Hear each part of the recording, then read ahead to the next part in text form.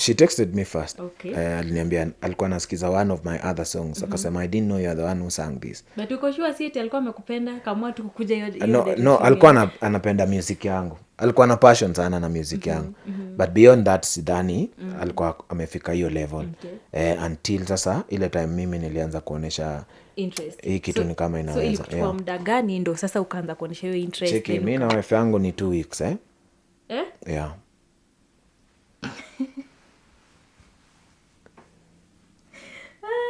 And 2 weeks time tulikuwa tumeenda mbali sana. Walai? Yeah.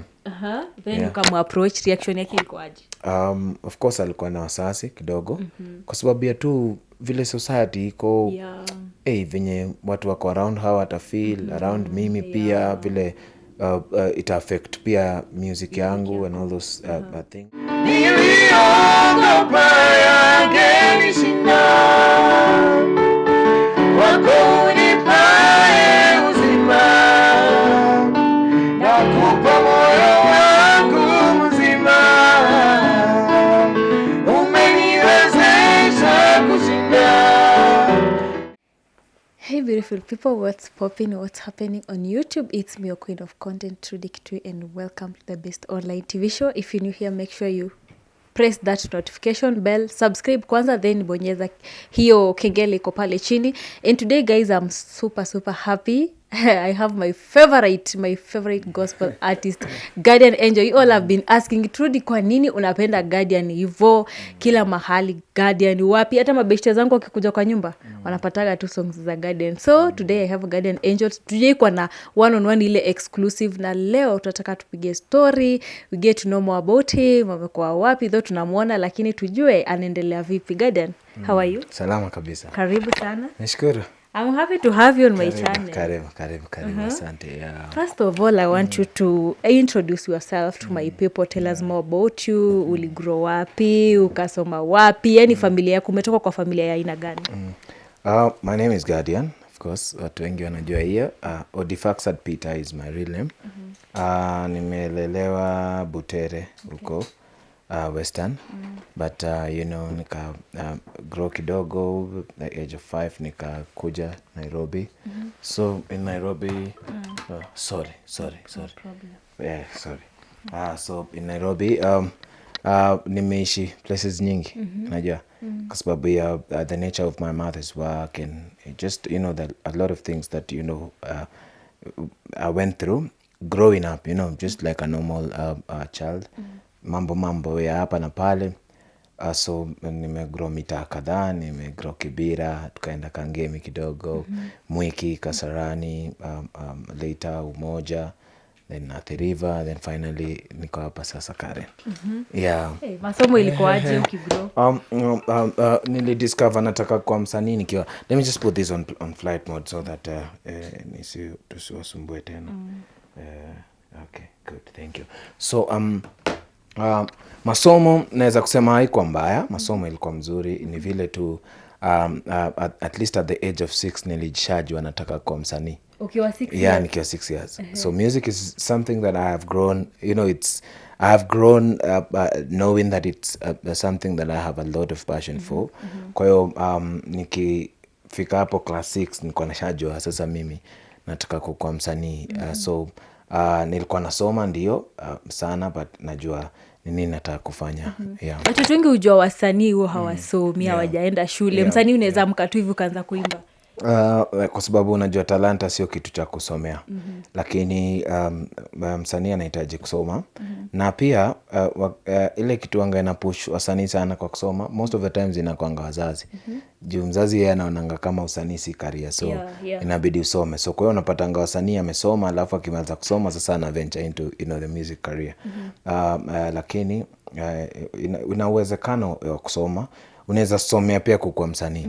Only that and the reason why I've really not like engaged music academically ni kwa sababu kama mimi nafanya music as a career, na ile career yangu ni kuweza kuidentify nafanya music ya mtu kusikiza ama ya mtu kudance ama ya mtu kukuwa minister to and all those things. And you realize for gospel music it's normally very hard to learn how to sing Yes. gospel to the people, you know, inahitaji a lot of conviction, a lot of prayer, a lot of, a lot of encounters with God for you to be able to minister to people, with gospel music. So watu wanaweza kusoma, but mostly watu husomea different career then wana venture. Okay. Yep. Okay, Guardian, you are a champion and an ambassador in Christ as well. And I would like to know, when did you get born again? I got born again when when was that? I got born again in the year, I think 2002. And what inspired you? Mimi nimeishi kwa familia ya Kikristo kabisa. Wazazi wangu, yani mama yangu na my grandfather, grandmother, familia yetu, yani ile ambayo nimeijua kama familia. Nimewajua, nimezaliwa kama wako wameokoka kabisa kabisa, na maadili ya Kikristo, ile staunch kabisa. Kwa hiyo grow up nikijua mambo ya Mungu mpaka sasa mahali nilifika, mahali nimeget conviction yangu ya kuokoka. Yeah. Wow. So you are the best gospel artist that I know here in Kenya. So they say. And East Africa. Ukweli? Yeah, and we appreciate that because zile music unatutoleaga Guardian sijui. Utatupatia siri. Yeah, lazima tupewe siri tujue ni gani. So tumeona most of the gospel artists wakiquit, but wewe umemaintain. Yeah, I know you know some of them. Maybe why hujawahi amua, wewe tu umeamua tu ni kushikilia gospel kabisa. Hujawahi change, hujawahi fanya nini no matter what? Kwa sababu mimi niliokoka before nianze kuimba. Okay. Kitambo kabisa. Kwa hiyo wakati naamua kufanya music kama career, option ambayo nilikuwa nayo tu ni ya kuimbia Mungu peke yake, kwa sababu najua kuimba. Alafu mimi ni rafiki wa God. Okay. And I have a lot of things to say about God. So my expressions about God in a song, yani my expressions in a song ilikuwa tu ni ikwe about God. Si kwamba ati nilianza kuimba kwa sababu ati gospel ndo zina hit kuliko secular ama unajua. Yeah. So mimi naweza kusema kwamba nilikuwa na relationship na God even before I started singing. So and God has brought me a long way. So ni ngumu sana mimi kuacha Mungu. Ni ngumu sana. Ni ngumu sana mimi. Yani afadhali niache na kuimba yenyewe. Mungu. Because unajua mahali God amekutoa. Yeah, mbali sana. God amenileta mazee a long way. Okay. We've seen you support artists. Sana tumeona sana ukisupport upcoming artists. But recently hatujaona Guardian akisign an artist mpya, and kumekuwa na speculations kwa Guardian ni kama wasanii wanamdisappoint na mamua kuchoka na wao. Labda you tell us more about it. Why hujasign msanii yoyote of late? Disappointments have been there. Hiyo siwezi kukataa. Mimi nimejaribu kulea watoto wa kimziki, na kumekuwa na hizo mvutano ya hapa na pale, hizo ukua disappointment yukua. Even just normal, parents get disappointed at times by their own biological children. So being disappointed by a human being is something that ni ya kawaida. Unajua? Kwa hiyo nimepitia hizo. But I've learned to forgive. I've learned to forgive and to not to attach myself a lot. Yes. Kwamba isiwe kwamba ati nakusaidia ndio ukitoka hapa unifanyie mazuri. Mimi nakusaidia kwa sababu inanifaidi mimi kinafsi yangu, na inafanya ni feel poa kwamba nimeona mtu akisonga. Kwa hiyo nikisha feel hivyo, mimi nimeshaachieve ile kitu nataka. Wewe ukiamua kama utafanya mambo yako kunihusu ama nini, hiyo ni sawa, hiyo ni shauri yako. About signing, I've just not done a lot of signing because I've decided to give my support in a different way. I've decided to give my support under the foundation. So under foundation hakuna expectation. Unajua? Yes. Ni mimi ni ku-identify uko na talent fiti, unaweza kuimba, ni kuchukue, tukue na maelewano kwa sababu ya content ile uko nayo, record hapa kwa studio, fanya video, hiyo video itoke.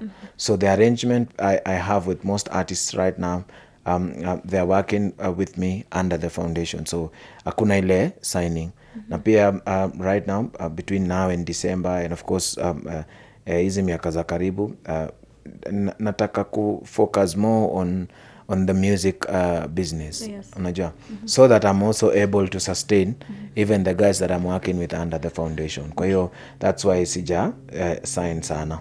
Yeah. Okay, at some point maybe do you regret ama do you feel disappointed? Umesaidia msanii, umemlea, umefika mahali then anafika ile level ya okay, umesema utaki hata mtu wa kuappreciate but you know Guardian kuna kwanga na ile level umesaidia mtu then anakufanya ile kitu yenye hatu unajiuliza sana wanaweza kukukwaza sana and at some point kama mwanadamu wa kawaida kuna part ufika una feel kama una regret but for me I think ni kwa sababu nimeweza kuona matunda ya hiyo usaidizi ambayo nimesaidia watu. Unajua Mungu amenibariki na mimi sana. Unajua kupitia kwa hiyo kitu kidogo nimefanya kwa watu wengine. Kwa hiyo mimi nadhani cha muhimu ni ku appreciate what God has done for me through the help but not what the people have done to me after the help.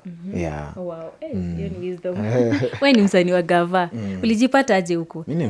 Mimi ni msanii wa gospel wa kuimbia Mungu. Yes, tunajua wewe ni wa gospel lakini Guardian sasa tunaona kidogo tunakuona umeshake hand na president of which si kitu ya kawaida. Kwani ni wasanii wangapi wako hapa Kenya? Sio kawaida. So hiyo ndo kitu tunataka kujua, how you found yourself there, maybe mpaka ukakuja ukapata uko kule ndani any meeting uko pale.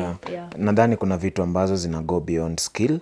Kuna vitu ambazo zina go beyond an individual. Some of these things when you are committed to serve God, God will always be able to open doors and to position you in the places where ana feel kwamba anahitaji kazi yake ifanyike. Unajua, so for me naweza sema kwamba for the projects that I've been able to do with the government, of course kuna watu wawili ambao wamehusika, mwiteni Guardian, lakini naweza kusema tu ni Mungu ana work through hao watu ndio aweze kuniposition ndio kazi yake iweze kusikika. Kwa hiyo naweza kusema kwamba nashukuru sana wale watu ambao wamenigea opportunity ya kufanya kazi kwa government but namshukuru sana Mungu kwa sababu ya kuweza kunipatia hata hiyo favor. Yeah. Okay, and do you feel industry is doing enough maybe in supporting this creative industry, more so music?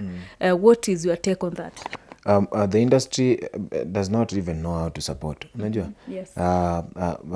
Kila mtu ako kwa biashara. Unajua? Nyinyi media mko kwa biashara, mainstream media iko kwa biashara. Kila mtu amefungua media zao kwa sababu ya biz. Na I'm saying that to say that kile mafans naona ni kama wanataka kusikiza sana ndio tunaendea, ndio hiyo ndio mnaendea. Unajua so unapata hata mtu anaweza fanya project kubwa sana lakini upate hakuna mtu ana focus nayo kwa sababu hiyo haina cloud sana.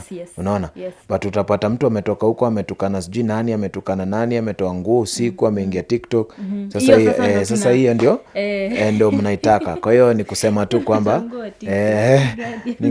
kwamba media ina support na hiyo ndio imetuumiza sana kama industry hata ya gospel kwa sababu sasa inafika mahali watu inabidi wachomoke hata ipande ya gospel kidogo waende ipande kwa sababu huko ndio kuna unajua huko ndio kuna vuju huko ndio kuna mambo inaenda unajua huko at least unaweza toa suruali unaweza act ni kama unafanya sex huko vitu ni rahisi huko unajua unaweza vaa kiwig huko mambo ni rahisi unajua huko mambo ni unajua iko na like smob unapata.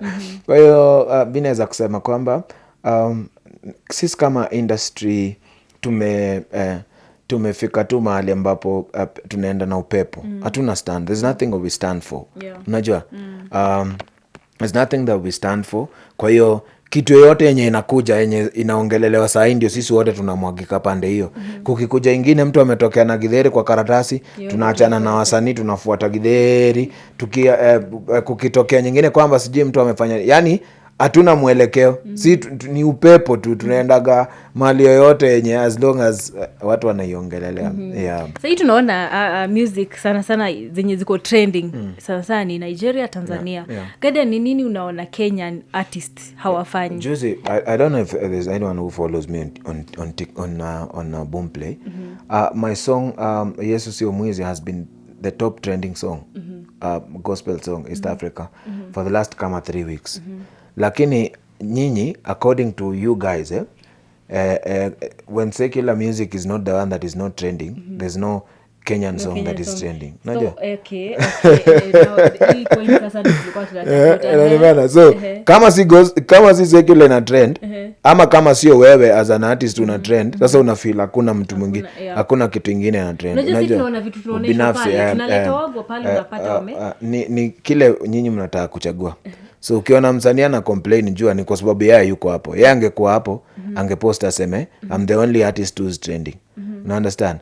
But when it's gospel, and that's why I told you, vitu za gospel ziwa mostly zimenyamazia. Unaona?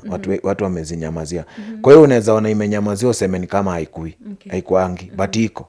Unaona? Secular ni ya makelele, iko all over the place. Watu wako all over the place. So that's why watu wana feel threatened kwamba huko nje ndio kuna trend, but it's true anyway that a lot of secular music from the other countries is doing very well, and it is because those people understand that in music business there are a lot of things, a lot of principles to follow in terms of being able to put out your content. Kwa hiyo wanaifanya sana. Unajua kama ni kuinvest ya music, kama ni kuweka pesa kwa music, wanaifanya hiyo sana. Naweza kusema maybe kutuliko ama kuliko wasanii wa Kenya. That's why unapata most of the times wako top kutushinda. Yeah. Maybe to add on that, do you think Kenyan tuko into clout sana?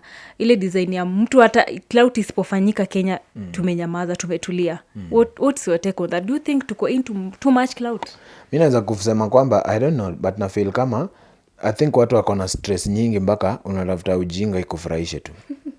Hizo clout zinakuja inakuja kama ujinga, so watu wanafurahishwa na kitu ya ujinga, angalau sau mambo yake kidogo. So serious stuff, yani watu wako na mambo tu mingi, kwa hiyo unataka tu kitu yenye inakuchekesha. Some of those people want to like vent, watu wanataka kurant, watu na so ukiwa na kitu ya ufala anataka hata yeye akwe part of wale watu wamecomment kuihusu. Unajua naweza tu kusema kwamba serious stuff hapa Kenya inabo.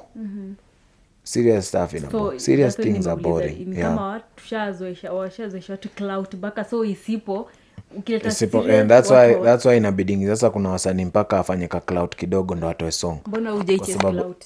Juzi umetoa song ya video song ya moyo wangu.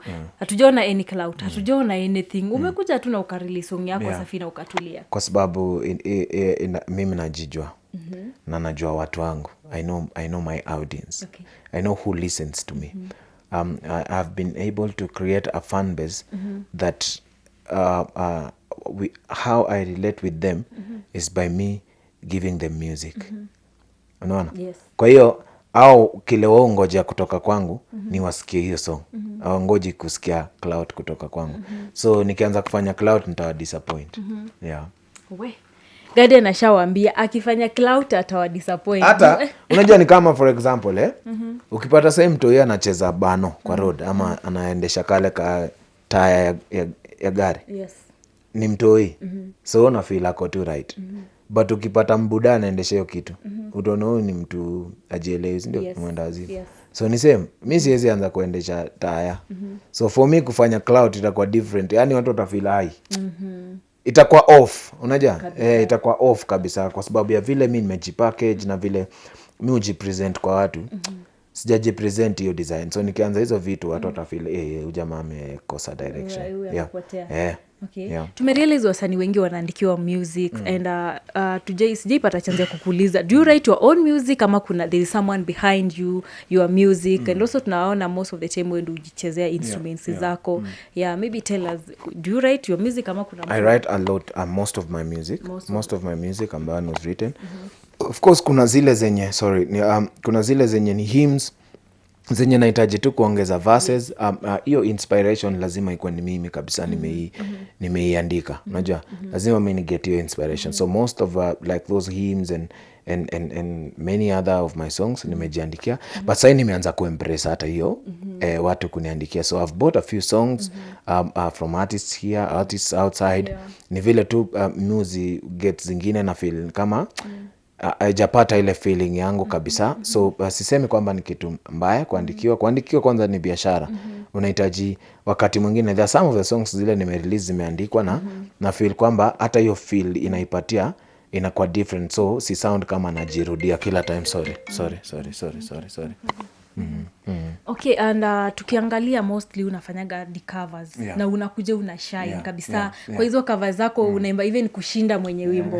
Ushaipata ile threat ya juu mwenye wimbo aone ai Guardian ame baby toa ama fanya hivi vitu kama hizo? No, sijai kupata hiyo.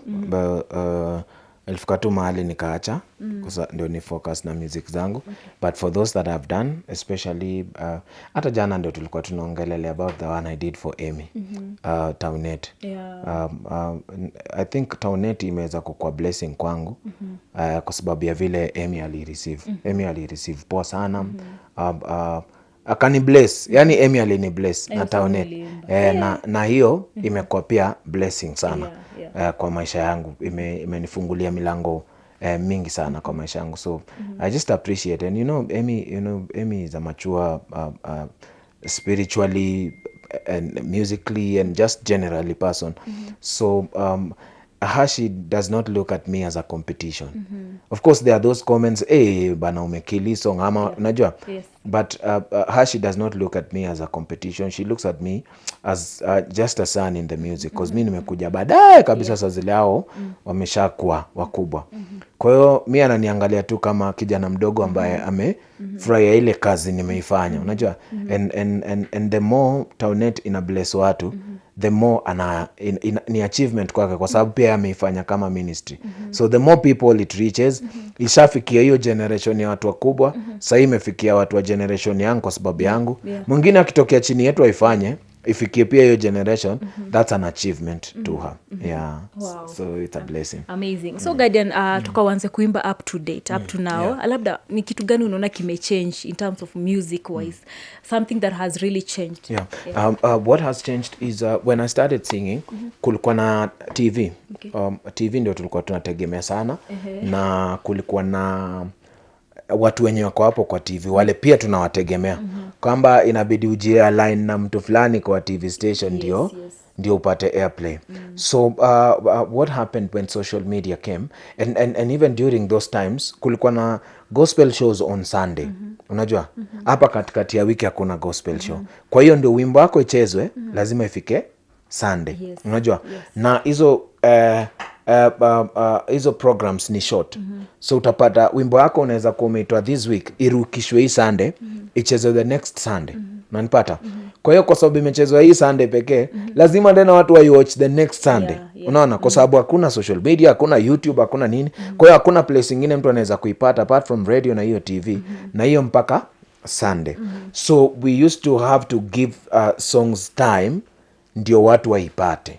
Unajua? So itabidi uipatie time ndio ichezwe karibu Sundays kadhaa, ndio sasa watu waanze kufamiliarize nayo ndio iende. So what changed in this era of YouTube is number one, hakuna mtu wa kutegemea, ni wewe kivyako. Unajua? Number two, what changed is by the time I release a song in the morning, in the evening people already know the song. Unaona? So hakuna kupatia song time. So then that means after a week unafaa kuwa unatoa song ingine, cause hii watu washaijua. Unaona, so hiyo ni pressure already, because even the process of creating the song, writing the song, producing the song, shooting the video ina take time kidogo. Kwa hiyo imebadilika kidogo. Ile ingetupatia time wakati song ingine inaenda pole pole, unajipatia time ya kucreate nyingine.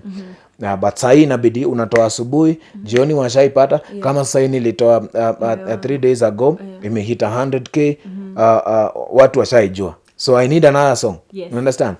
So unapata kuna hiyo marathon fulani ya msanii ambayo kama hauko na capital poa itakumes. Meanwhile kuna watu wa nyinyi ma online media wenye unatoa content every day. So YouTube inakupatia priority kuliko msanii mwenye anatoa wimbo moja after month. You understand? So sisi wote kwa sababu tumeanza kukaa kama sisi ni content creators, inabidi vile nyinyi mnatoa content pia sisi tu adjust. Kwa hiyo na unapata sisi inatufinya kidogo kwa mfuko, kwa sababu unani tu pull up na camera record content. Mimi lazima ni get videographer, lazima ni get audio producer, lazima ni get location, all those things. Unaona? Kwa hiyo ndio kitu imebadilika. Lakini kitu kingine ambayo imebadilika ni kwamba sasa tunapata pesa sana. Saizi naingia vizuri. No, sahii pesa inaingia. Kitambo pesa ilikuwa ngumu juu ilikuwa ni event pekee. Na bado most of the people wana take advantage, wanakuambia unakuja kuminister, unajua Mungu amekupatia gift for free, ni kazi ya God. So ungepata hizo time kulikuwa na 5,000 10,000 hapa na pale yenye unapata once in a while. But sahii kwa sababu kuna streaming platforms, kuna hiyo YouTube, kuna Skiza, kuna all those sort of things, ukiweza kujiposition poa unapata do mzuri. Wow. Yep. Hey, okay, acha sasa tutoke busy kidogo tuingie your life, marriage life. Guardian, you live the best life with your wife and of course tunaona venye mnapendana and everything. Tell us the secret behind a good life. Hiyo maisha yenu yenye mnaishi, hamuishi maisha ya mbwembwe, hamuishi maisha ya clout, you just there and you love each other. I think namshukuru tu Mungu mimi. Naweza kusema tu kwamba Mungu alinibariki tu yani. Mungu alinibariki na bibi yangu. Yani hiyo kwamba hiyo my wife to me is a blessing from God. So the Bible says that the blessings of God do not bring sorrow. Unajua? So for me, blessings za God zimeniletea joy na happiness. And that's why I'm able to translate my marriage to my wife as you know, a blessing from God. Because kama kweli ingekuwa kwamba sio Mungu ambaye amenipatia hiyo, basi kungekuwa na mambo mingi kulialia, mara nateseka, mara leo tumeachana, mara siku hizi naishi sijui wapi, unajua nimeachwa ama nimeachana, unajua mambo mingi, ama leo guardian amepatikana sijui na nani, unajua vitu kama hizo zingekuwapo mingi. Kwa hiyo baraka za Mungu zikuja na ile furaha na you know, amani. Yep. Guardian, unaweza tuambia how you met your wife and also how you met your wife, and pia despite the fact that kuna mambo mingi nini, but you decided to choose Esther to be your wife, na umekaa na yeye no matter what, umestick na yeye. I met him through a friend. I went for a business meeting with a friend of mine ambaye tulipaswa kufuata deal fulani, Safcom. So when I went for that meeting, kumbe my wife had listened to one of my songs rather, and she had requested to meet me. So she came. So tukawa hapo tunaongea tu, ni dada fulani hivi roho safi sana, anaongea tu poa. She's so passionate about my craft and you know why I have not been able to break through properly and all those sorts of stuff. Tukaongea. So her intention ilikuwa tu ni kunisupport tu musically, wakiwa na Maina, ndio tu at least niweze ku break through vipoa, unajua. But slowly through our conversations nikaanza kumnoki, unajua, pole pole naanza kufeel ni kama anaweza maze na nikamshow tu maze ni kama unaweza wewe, by the way. Ulimwambia kwa message ama ulimwambia live? Tulikuwa na chat. Mlikuwa na chat. Kuna chat who texted who first? About no, tuseme tu approached who first, tuseme tu vile tu mlipatana jana na kwanza na mambo na relationship. Who texted who first? She texted me first. Okay. Aliniambia alikuwa anasikiza one of my other songs, akasema I didn't know you are the one who sang this. But uko sure si eti alikuwa amekupenda kama tu kukuja hiyo? No, alikuwa anapenda music yangu, alikuwa na passion sana na music yangu. But beyond that sidhani alikuwa amefika hiyo level. Until sasa ile time mimi nilianza kuonesha interest. Hii kitu ni kama inaweza. So ilikuwa muda gani ndo sasa ukaanza kuonesha hiyo interest? Cheki, mimi na wife yangu ni 2 weeks Yeah.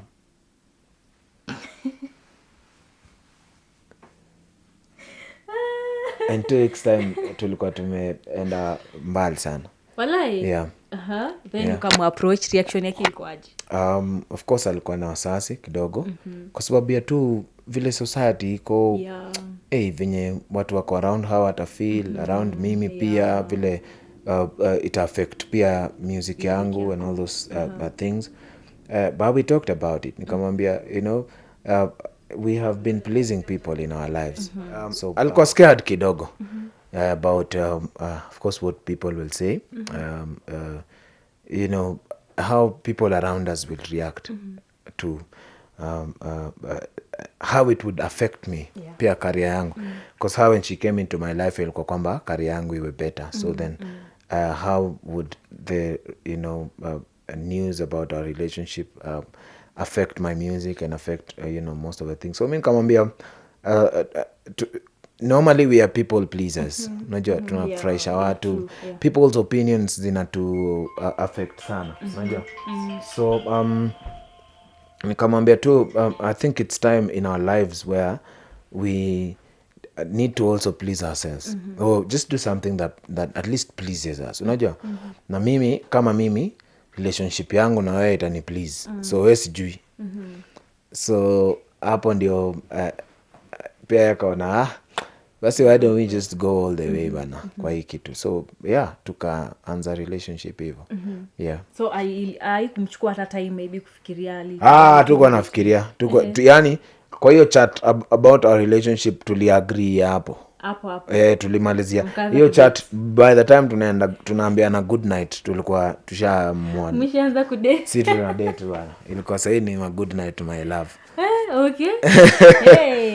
Hii ndo inabamba. So Guardian nikawachukua hata muda gani ndo mkakuja sasa mkaoana, because wedding mlifanya after mshamuvina? I think ilikuwa, was it like a month or 2 months? Unajua watu kishapendana mi niko na feel na already niko na so much conviction kwamba huu ndo mtu mi nataka kukuwa naye kwa life yangu. Unajua na yeye pia vile ameniona naona enyewe mi nataka kuwa na mse. So hakuna kitu inatuhinda. Unajua hakuna kitu inatufanya tu feel ama siko sure. Unajua ama maybe it's not, you know, there was no time for us to even go through those seasons of ama she's not the one, you know. Like you meet a person and click and you are completely convicted. This is the person you want to be with, you know. So hakuna haja ku waste time. Yep. To add on that, people bash you a lot kulingana na age comparison yako na Esther, and they talk a lot, wanaongea sana kwani Guardian naonangi ni kama anajiwest sijui atakuja kuachwa tu akiwa hapo, vitu kama hizo. Maybe how do you take it? Mtu jiwestaje? Sasa ndo nataka uwajibu. Mimi bila nakula raha hivi kama hii raha yangu ndo ni kujiwest. Wacha niendelee kujiwest. There's just one thing I would say about all that. My wife and I have a life to live and enjoy. We do not have a life to please people. Yeah. To add on that, wanauliza story ya mtoi. Siwezi kosa kuuliza Guardian because hizo ndio vitu watu wanauliza sana, wanaongelelea.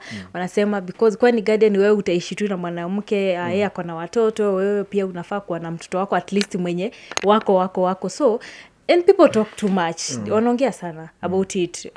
Maybe what are your plans, and maybe according to you unaona aje kuhusiana na vinyo watu wanaongea? Najaribu kuangalia cause mimi unajua mimi ni mtu wa Mungu. Napenda kuishia Mungu. Na ningependa sana kwenda heaven, unajua. Na mimi soma word sana.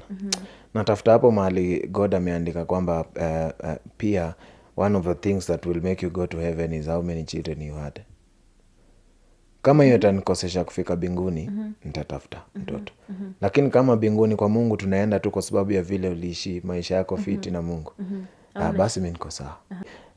I think na feel content na place yenye God ameniweka. Mimi nataka kuuliza Trudy. Mi najua mimi naweza pata mtoto nikiweka mimba. Unajua? Hiyo najua. Na bibi yangu already ako na watoto, so tunajua pia akiwekwa mimba atapata watoto. Unajua? So lakini najua unaweza tamani sana uko na mtoto wako na Esther. Wewe ndio unajua hivyo. Wallahi. Mimi kile nataka kusema kwamba tunajua hiyo. Unajua? Mimi najua nikitaka kupeana mimba, okay, labda naweza.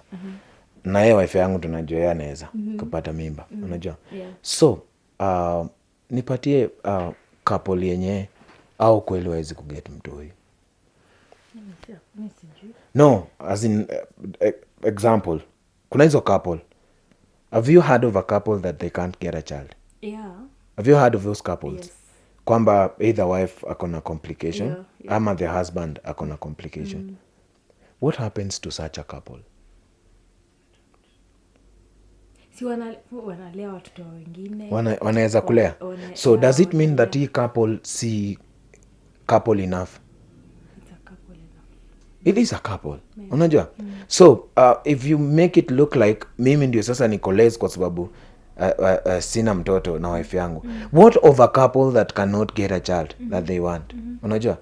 So lazima tu wache kuweka hii narrative kwamba ukishapata tu bibi, the next thing sasa ni upate mtoto. Unajua, na hii yote inakwanga tu ni pressure ya watu, ya society. We don't have a society to please, my friend. We have a life to live and enjoy, my wife and I, and that's what we are doing. Unajua, so lazima pia si tujeka kwa fit za watu wengine. Those people who we are a blessing to, when they look at your comments and feel like you make it feel like someone is less when they don't have a child. So, and they would read that comment, and there's a woman somewhere who's holding on to her husband who cannot give her a child. Unafeel kwamba wewe mwanamke anafeel aje? Kwamba according to a society, a successful marriage ni ile iko na mtoto. Unajua? Yeah. And there's a man somewhere whose wife has a complication. Lakini anasoma comments kama hizo, anaona kumbe mimi juu sijapata mtoto na bibi yangu watu wananifikiria hivi. So sometimes it's just a good pia kujiweka pia kwa shoes za watu wawili watatu hapa nyuma, uangalie mtu atasoma hii kitu, yeye kama yeye na si mimi, yeye ataichukulia aje, unajua? So mtu anatoka hapo akifeel basi juu pia mimi sijapewa mtoto ama sijapeana mtoto na iwezekani, wacha nitafute nje. Una understand? So of course such things would break marriages, such things would make people feel less, privileged and all those things. Kupata mtoto si ati hiyo ndio perfection ama ndio kumaanisha ati hiyo ndio mwisho wa kila kitu. Kuna watu tu matajiri kama mimi na hawataki tu kuwa na mtoto wake. Unajua? Kuna watu wako na better things to live for. And of course marriage, even in the way God ame put out kwetu in the Bible, wife alikuwa nakuja na God akiamua ku create Eve, alimcreate kama helper. Unajua, hiyo helper ndio iko defined sana kwa Bible. Ikuwa ni kumhelp, kumzalia tu. Unajua? Kwa hiyo if you find a helper in that woman, if you find a woman that is fulfilling the purpose of God in your life, then that is enough. Yeah, that is enough. After hii video I hope watu wataacha kuuliza sasa hii swali. Hawataacha kuuliza, wajinga hawaponangi. Ujinga unajua huwezi pona, ujinga ni ugonjwa, huwezi pona. Fools will forever be fools. Anakuja kusema ugadia ni mshezi sana. Look, fools will forever be fools. Hawezi pona hiyo ugonjwa. Hiyo ujinga, uchawi, wivu, hiyo ni ugonjwa watu hawezi pona unless wapate deliverance. Unajua? Kwa hiyo hiyo swali itaishi tu milele. Na hata acha nikwambie turudi kitu moja. Kama ningekuwa nimewa bibi yangu akwe mianga, bado mungekuwa na kitu ya kusema. Kama ningewa bibi yangu na nimpe mimba, bado mungekuwa tu na kitu. Kwani macelebs wangapi wameoa juzi na wakapeana mimba na bado mnawatukananga kwa social media? Unajua, there's so many celebrities that you still insult, you still troll on social media. So si ati kwamba sasa kama tungekuwa saini shapata mtoto mungekuwa mmenyamaza. You would have found still something else. So what I would just let you know is that I am here to live a life and to enjoy my life. I'm not here to please people. And because I'm out here, of course people will have something to say. People must have something to say. So let them enjoy. Let them enjoy. The only thing is that the difference between me and the people who troll me ni kama earth na jua. Wow. Watu kama hao kabla anifikie. Ngumu. Yani hiyo nakwambia hiyo inabidi ukusanye family members wenyu, ma relatives plus majirani, mkusanye ile vitu mko nayo yote. Ndio kufikie. Ndio mkae ni kama mnaweza anza kwenda mahali. Kufika ni ngumu. Unajua? As long as uko na a negative, uko always negative. Yeah. Yani huwezi kuwaisonga in life. If you are that kind of a person who is always looking for something negative about someone else's life, huwezi fikia mtu kama huyo milele. You understand? So until you have something positive, because like for me, you said I'm the biggest gospel artist. That's what you said, sindio? Mbona watu wasifind hiyo ya kusema about me? Unajua? Why would you not just find something good that I have done? If it is a song, if it's something, there's something at least about this person that is done, and focus on that. unajua Yes. lazima utafutange tu huyu Trudy anakuanga hivi kuna tu kitu poa ufanya Trudy unajua in life so as long as I'm always negative about what you do ni ngumu sana and you see that negativity is what has made me what I am today. Okay. So now I need Right. A last question on this now. Kuna video you did with Esther about sijui watoto who knows you better. I think you remember the video. And imekuwa ukitrend sana juu ya hiyo video actually. Okay. And also watu wanataka kujua you talk about it maybe vinye watu wamekuwa wakikubas about the video and also what's your relationship with watoto wa Esther sasa though you are kids au watoto Of course, you guys, relationship for, yenu ni gani? for the people who saw the video, already will tell we have a good relationship. Very good relationship. Behind the camera unajua ilikuwa in front of the Hatuwezi camera. wacha nikwambie kitu moja. Hatuwezi kuact. Mi na wife yangu tuwezangi kuact.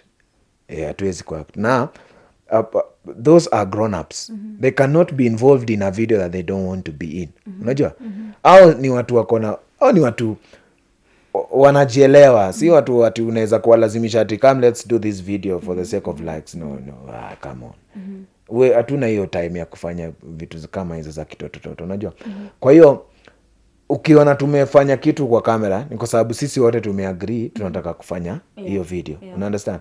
So ile kitu tuna express kwa hiyo video jua tu ni ukweli. You understand? So then relationship yetu ni fiti. We get time of course wao wanafanya kazi. Kila mtu ako different kivyake, but when we find time we sit together, we discuss the plans zile tuko nazo. Kila mtu anasema plans zake. Kila mtu anasema mahali anataka kusapotiwa. Unajua kama sisi tunataka kusapotiwa, kama wao wanataka kusapotiwa, unajua sisi wote tunaidiscuss vitu zinaendaje. And there's a lot of growth unajua through your relationship ambayo tuko nayo. Tukiendelea kumalizia, just talk to your wife first ndo tumalize hii topic tunaongelelea. A message to your beautiful wife. Bibi yangu anajua kila kitu kwamba mimi nampenda sana. And my wife is a blessing. Okay. My wife is a whole package of a blessing to me. And baby, I just want to let you know that you are a blessing. Of course you know. Mimi nakupenda mazee sana. Unajua, yani hata nikisema napenda bibi yangu mufil kama hiyo ni wordless ya kusema about my wife. She really is a blessing to me. And yani forever mimi na bibi yangu. Kitu tu mtu amebweka tu hapo. Yanaweza bweka kabisa, lakini mimi na bibi yangu mpaka mwisho. Mpaka mwisho. Couple made in heaven. Kuna young, acha niseme couple, kuna wale vijana wadogo maybe your age ama mtu amependa but anaogopa maneno. Wewe ni kijana. But guardian hujafika hata 40. Hujafika hata 40. So ukiwa 40 ndio ukiwa youth inakwanga from 35. Bado. Okay. Wale acha sasa nitumie hii term wenye mko age same maybe wamependa dem pale nje, mtu mwenye anamshinda miaka but wanaogopa, they don't know how to go about it, wanaogopa maneno. We guardian saizi uko sawa, unaishi na bibi yako vizuri, no matter what people are saying about you, don't care, bado uko sawa. Just give them a word of advice. Ni ngumu sana kwa advice mtu about marriage kwa sababu binadamu ni tofauti.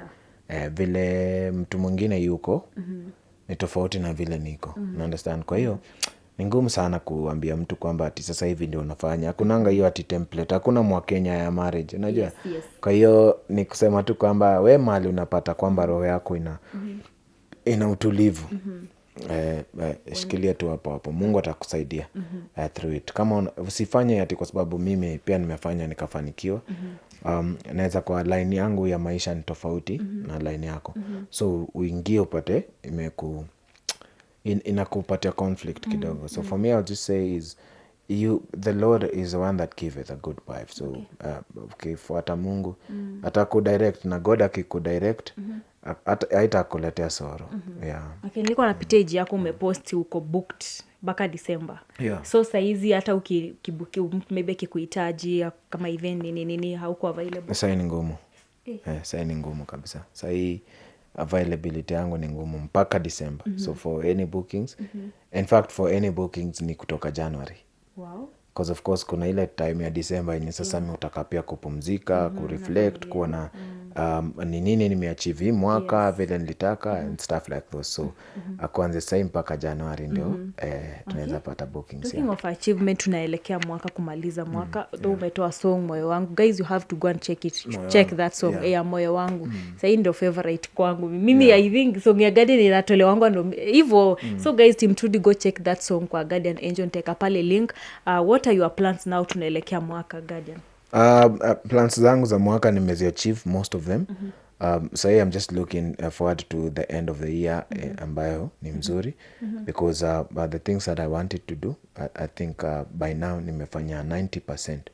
So hiyo 10% ni hizi gigs tu zimebaki hapa na pale, alafu mwaka ishe poa. So I don't have any more plans from now. Yeah. Wow. Ni kumalizia tu zile zenye nilikuwa nazo kutoka mwanzo. Yeah. Hiyo ni amazing. Sorry. Feel it.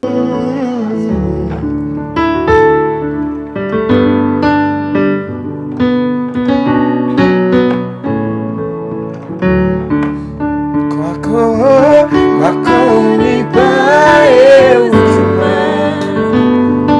nakupa moyo wangu mzima. Tuanze tena. Moja ni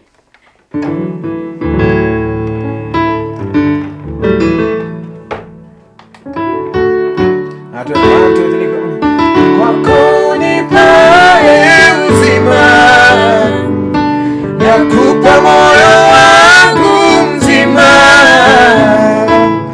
umeniwezesha kushinda niliogopa yangenishinda. Kwako unipae uzima, nakupa moyo wangu mzima, umeniwezesha kushinda niliogopa yangenishinda. Sijui kama mmesikia vile Trudy anakiimba demo vocals. That's amazing. I think Trudy kuimba. Na need kurudi. So guys, nilikuwa I love me sijui, you don't know, Guardian wewe unanibless sana. Acha nikwambie tu kweli kwa camera, you bless me so much when I'm discouraged, when I'm down, every time when I listen to your songs me feel unanibless tu sana. God bless. Nashukuru jo, asante sana, nashukuru. Unafaa kuimba, Ndia Mungu bana. Ndia Mungu. Kuna sauti kwa. Asante. Ongelesha mafans wako tukimaliza. Yo, my people, check out my new song Moyo Wangu. Iko out a few days. We're actually working right now on the remix na Phyllis Mbuthia. We're shooting the video just now. It's going to be out soon.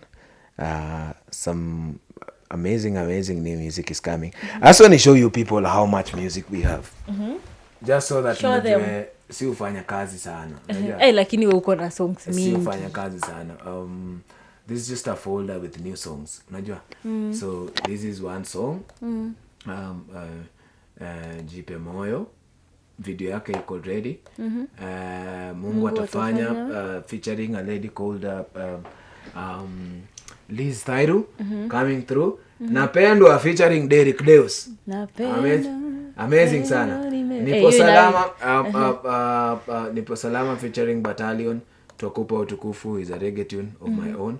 So these are like 5 songs and I have 3 more in a different folder. Let me just check it out so that mujue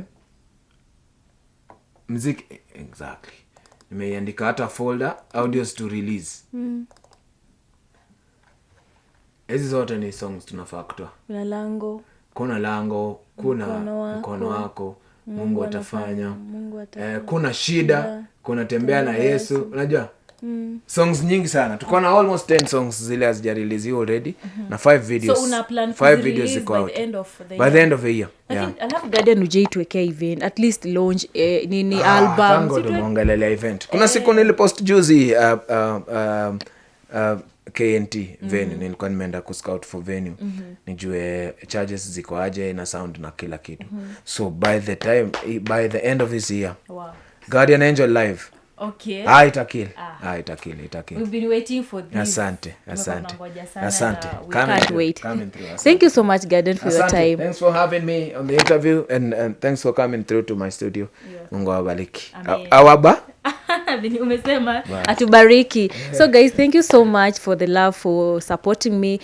Mmekuwa mkirequest exclusive with Guardian, finally ako hapa, tumepiga exclusive I think ya 1 hour. I hope majibu zenu zote mumepata. Thank you so much. We are road to 100k subscribers. Tuende tusikize song yake mpya Guardian Angel kwa YouTube yake, tusikize. Behind the camera I have my super director Gypsum Daya. Tuende tukamfollow pale Instagram, TikTok and Classics TV Kenya.